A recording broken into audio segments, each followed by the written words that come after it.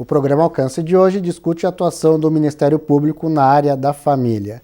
Uma das atuações que é bem interessante abordar é com relação à proteção dos direitos do adulto incapaz.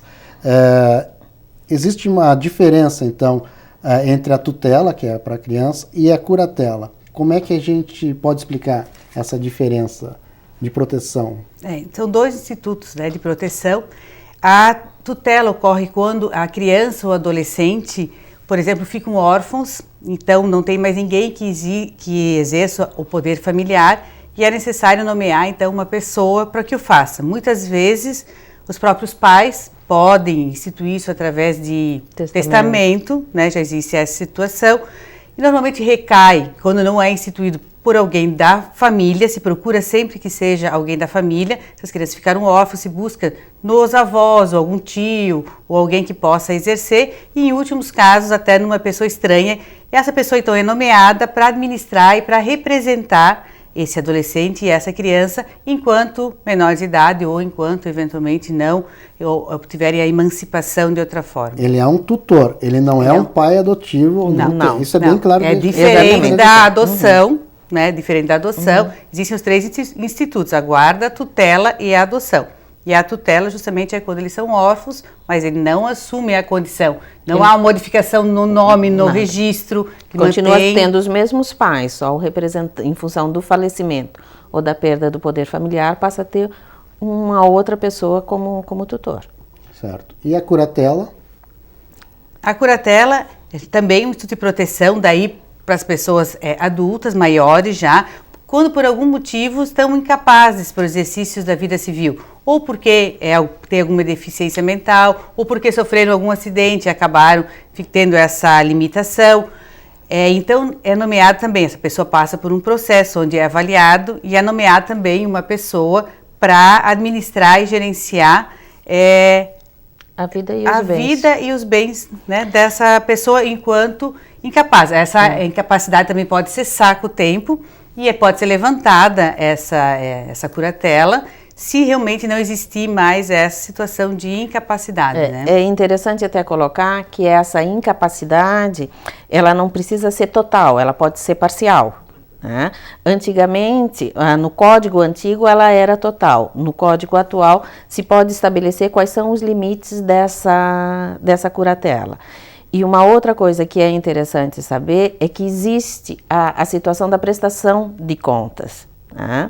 Ao juízo dos bens e do patrimônio, não só do patrimônio, como dos ganhos também. Ou seja, o curador ele não tem poderes para administrar, como desfazer. Não, ele vai ser sempre fiscalizado, tanto na tutela quanto na curatela. Existe a obrigação de prestação de contas, venda eventual, qualquer autorização de venda de bens e patrimônio. Necessidade de alvará. Só através de alvará judicial. Daí com acompanhamento do Ministério Público, justamente para garantir, né, que não sofra nenhum prejuízo, nenhuma perda, e eles respondem pelos atos mesmo.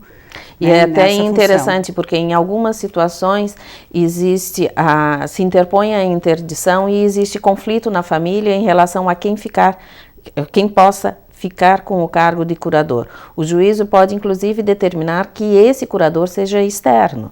Não precisa ser necessariamente da família. O Ministério Público Não, o Ministério Público entra desde o início do processo. Inclusive, tem a legitimidade para interpor a ação judicial. Né? Suponhamos que alguma pessoa do povo verifique que a determinada pessoa necessita ser interditada e a família não está tomando essa providência, pode ir buscar o Ministério Público, porque o Ministério Público tem legitimidade para propor essa ação.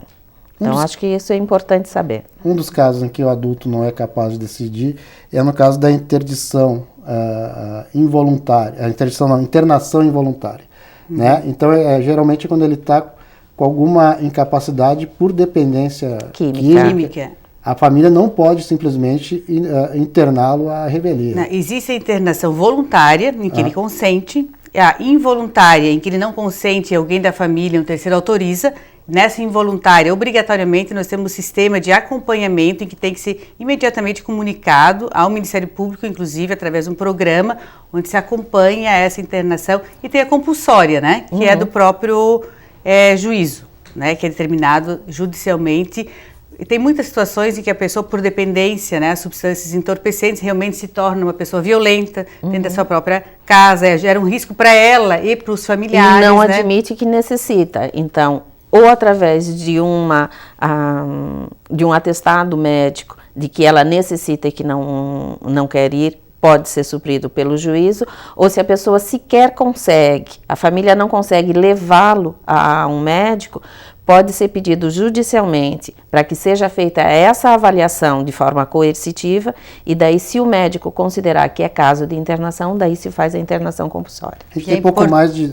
Só colocar, desculpa, só para complementar, que mesmo depois da internação, que geralmente fica um período curto, é importante que ele continue esse tratamento a nível ambulatorial, aí nos CAPs dos municípios e tal, porque a gente sabe que o tratamento desse porte não se resolve ali em 30 dias, 30 dias, que como normalmente a internação fica dentro desse período. Que é só um período de desintoxicação, que se diz, né? Casos agudos. A gente tem pouco mais de 2 minutos ainda para terminar o programa, e tem uma questão que veio muito à tona, que foi o reconhecimento da união estável homoafetiva pelo Superior Tribunal Federal.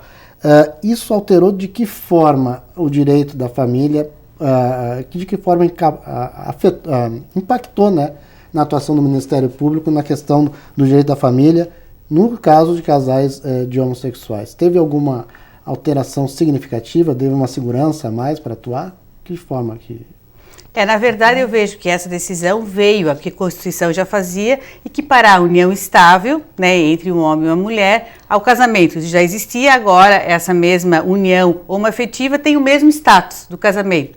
Tem a proteção integral do Estado em todas as situações, e eu vejo que na área da família realmente vai ter reflexos a partir do momento em que, vamos supor que por algum motivo esse casal venha a se separar, tenha filhos comuns, porque quanto maiores e capazes e não tiverem filhos, na verdade não há a intervenção. Mas a partir do momento que esse casal adotou uma criança, tem uma criança e venha a se separar, todas as mesmas questões que nós avaliamos agora, nas separações, direito de guarda, todas vão ficar sob crivo e análise também do Ministério Público e do Judiciário.